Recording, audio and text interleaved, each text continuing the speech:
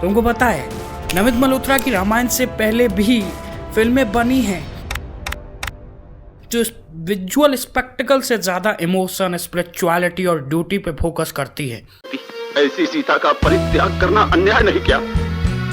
न्याय अन्याय का विचार प्रभु के नाते मेरा है। तो ये कौन कौन सी फिल्में हैं और इनमें कौन कौन सी फिल्में बढ़िया हैं, यही जानने को मैंने बहुत सी फिल्में देखी। कुछ घटिया, कुछ मास्टरपीस, कुछ ठीक ठाक। हर फिल्म में एक्टर्स ने राम के कैरेक्टर को अलग तरह से समझा है और अपने ही तरह से प्ले भी किया है। ये जानने के लिए कि किस एक्टर ने राम को बेस्ट प्ले किया है, वीडियो को अंत तक देखो। रामायण पे लगभग 48 से 50 तो डायरेक्ट फिल्में बनी हैं। सबसे पहली 1917 में आई थी लंका दहन, जो दादा साहब फाल्के ने बनाई थी। स्पिन ऑफ, मॉडर्न रिटेलिंग और एनिमेशन को मिला के लगभग 200 फिल्में बन चुकी हैं। 18 तो प्रोमिनेंट टीवी सीरियल बन चुके हैं। इस वीडियो में 5-6 फिल्मों का डिटेल्ड एनालिसिस किया है, जिनको मैंने देखा है और ढंग से एनालाइज भी किया है। पुराना पोर्ट्रेयल इन अ फीचर जो कि अच्छा है और कल्चरली सिग्निफिकेंट भी है, ये प्रेम अदीब द्वारा राम राज्य 1943 की मूवी में है। For a fun fact, it was the only movie watched and loved by Gandhi. तो इस मूवी का कल्चरल सिग्निफिकेंट तो तुम समझ ही सकते हो। अदीब राम को हाईली कंपोज्ड और एक सम्राट की भांति प्ले करते हैं। हर एक मूवमेंट डेलिब्रेट है और ग्रेसफुल है, mirroring the paintings and calendar art of the era. और एक्सप्रेशन तो भैया सरीन है। एक्टिंग हाइपर एक्सप्रेसिव और थिएट्रिकल है। उन्होंने राम को उत्तम राजा की तरह पोर्ट्रे किया है। इनके कैरेक्टर इंटरनल टर्मोइल और एक्सटर्नल ड्यूटी के बीच कॉन्फ्लिक्टेड हैं। ये 1943 में आई थी, तो राष्ट्रवाद की भावना से ओतप्रोत होना ही था। इनका इम्पैक्ट अरुण गोविल के राम पे साफ दिखाई देता है।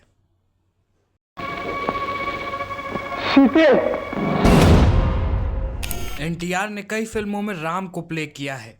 इसके लिए मैंने लव कुश नाम की फिल्म देखी। एनटीआर ने राम को एक डिवाइन किंग की तरह प्ले किया है और इनकी मोरालिटी फ्लॉलेस है। लक्ष्मण, मैं जानता हूँ, मैं ये ज़्यादा इमोशन नहीं दिखाते हैं और एक्सप्रेशन एकदम मैजेस्टिक है और स्पिरिचुअलिटी एलिवेटेड। अगर एनटीआर के राम दुखी भी होते हैं तो एक डिग्निटी है उसमें, दुख में भी डिग्निटी। एक्टिंग में इनकी रॉयल्टी झलकती है और इमोशन बड़े नियंत्रित हैं, कंट्रोल्ड हैं और थिएट्रिकल डायलॉग डिलीवरी। भैया, आप पहले जैसे रामचंद्र नहीं रहे। अवश्य कर्तव्य पालन के लिए मैं दया, क्षमा, प्रेम आदि का कोई ध्यान नहीं रखूंगा। शोभन बाबू एज राम।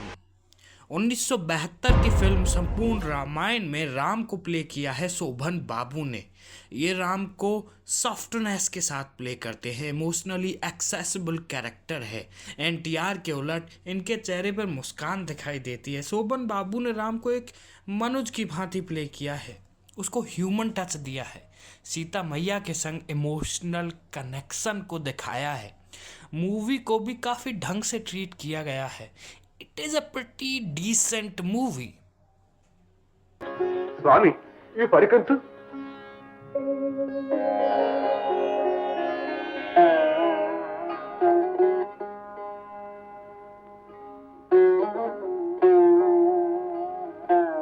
లక్ష్మణ, కన్నీరు మసక తెరలు కప్పుతున్నది, గుర్తించలేకపోతున్నాను। अब बात करते हैं एनीमे वाले राम की। From the movie legend of the Prince Ram, Ram को कंपैशनेट दिखाया गया है, राम की इंटेलिजेंस पे फोकस किया है। इसमें राम डिसिप्लिन्ड हैं और वो इमोशनली अवेयर हैं। राम ह्यूमन फील होते हैं और डिवाइन भी। और बात करें वॉइस एक्टिंग की, बड़ी काम और अथॉरिटी वाली आवाज़ है। आवाज़ में एक सॉफ्टनेस भी है। वॉइस एक्टिंग बड़ी कंट्रोल्ड है। और फिर एनीमे स्टाइल की बात करें तो सटल एक्सप्रेशन के तो जवाब ही नहीं। And battle choreography really feel cinematic. Pacing feels emotional. Anime वाली रामायण की कोर फीलिंग है एक आदर्श मानव, कोई सुदूर देव नहीं.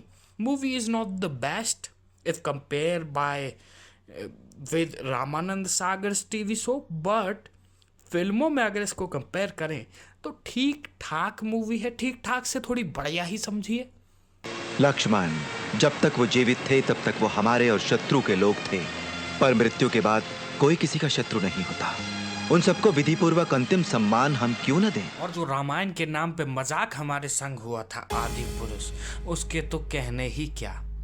डायलॉग बहुत घटिया, लेकिन फिर भी प्रभास के राम को एक अलग तरह से पोर्ट्रे करने की कोशिश करी थी. उसके लिए एनालाइज करने की मैंने कोशिश करी है, थोड़े अनबायस्ड होके कि मूवी चाहे कितनी भी घटिया हो फिर भी कैरेक्टर को मैंने समझने की कोशिश करी है. ये जो पोर्ट्रेयल है सिग्निफिकेंट भी है और रिमाइंडर भी कि कोई मूवी कितनी बुरी हो सकती है. प्रभास ने राम को एक एपिक फैंटेसी योद्धा की तरह प्ले किया है. उस राम को नहीं प्ले किया जिसको हम जानते हैं. प्रभास का नाम कोई मिलिट्री लीडर दिखाई देता है, एक्शन सेंट्रिक हीरो.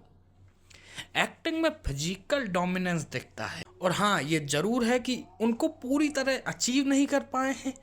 परफॉर्मेंस में भी प्रॉब्लम है कहीं कहीं तो. और फिर आदि पुरुष के फेलियर का सबसे बड़ा कारण प्रभास, राम, उनसे बड़े डायरेक्टर हैं. इन सब में राम को सबसे बढ़िया किसने पोर्ट्रे किया है अगर सोचने जाओ तो मुझे लगता है कि प्रभास को छोड़कर जो चारों पोर्ट्रेयल हैं अपने आप में ठीक हैं. एनीमे वाले की भी अपनी सिग्निफिकेंस है, शोभन बाबू की भी अपनी सिग्निफिकेंस है. अलग तरह से फिर एनटीआर भी प्ले करते हैं, प्रेम अदेव अलग तरह से प्ले करते हैं. सब ने अपनी तरह से प्ले किया है. हाँ, ये चारों पोर्ट्रेयल वाल्मीकि या तुलसीदास या रामानंद सागर के राम के करीब तो नहीं जाते हैं, उसकी ग्लोरी को अचीव नहीं कर पाते हैं, पर पोर्ट्रेयल अच्छे हैं. अब तुम कहोगे कि मैंने अरुण गोविल के राम को तो मेंशन ही नहीं किया, तो टीवी शो है, थोड़ा रुक जाओ. यहाँ हम मूवी में राम की बात कर रहे हैं और अगर उनसे कंपेयर करते तो फिर इनका तो नंबर ही नहीं आता ना, आपको पता ही है. अगली वीडियो में हम ज़रूर से टीवी शो में जितने भी राम हैं उनके पोर्ट्रेयल की बात करेंगे. तो चैनल को सब्सक्राइब कर दो और वीडियो बढ़िया लगी हो तो लाइक मार दो और बताओ कि तुमको राम भगवान का कौन सा पोर्ट्रेयल सिनेमा में माने मूवीज़ में बेस्ट लगता है.